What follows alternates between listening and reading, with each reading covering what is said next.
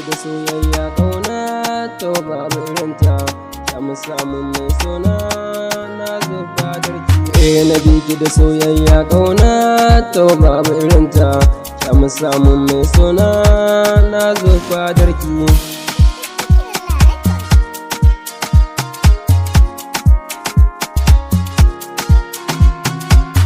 A zuci da baki na akwai zancen ki gane nufi na ni dai ni ina kishin ki, a mata kin yi fice ke dai ai babu kalar ki, da sakon soyayya na taho zuwa fadar ki.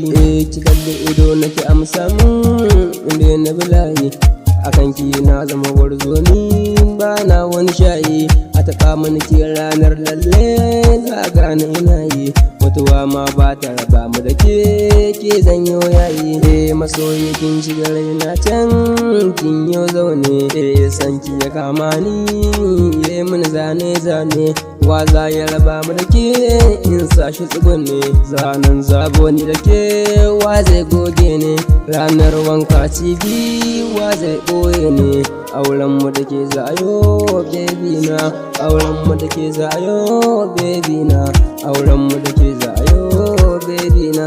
Na yi dacen mata ku zo ba ku ganta, kyakkyawa gata da alkunya rabu ya halitta, kyakkyawa gata da alkunya rabu ya halitta, kyakkyawa gata da alkunya rabu ya halitta.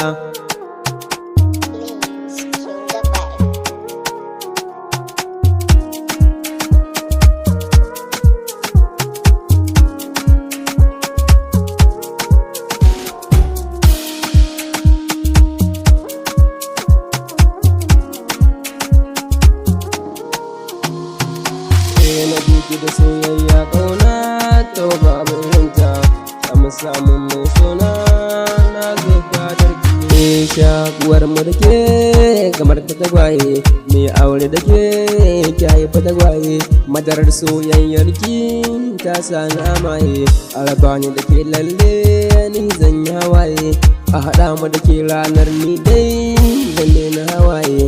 Kin yi daban a cikin mata kin musu baye faruk ne suna na ni ba wani boye, auren mu da ke zayo mu zama angwaye, auren mu da ke zayo mu zama angwaye, auren mu da ke zayo mu zama angwaye. Na yi da soyayya kauna to babu irinta, mu samu mai suna na zo fadarki.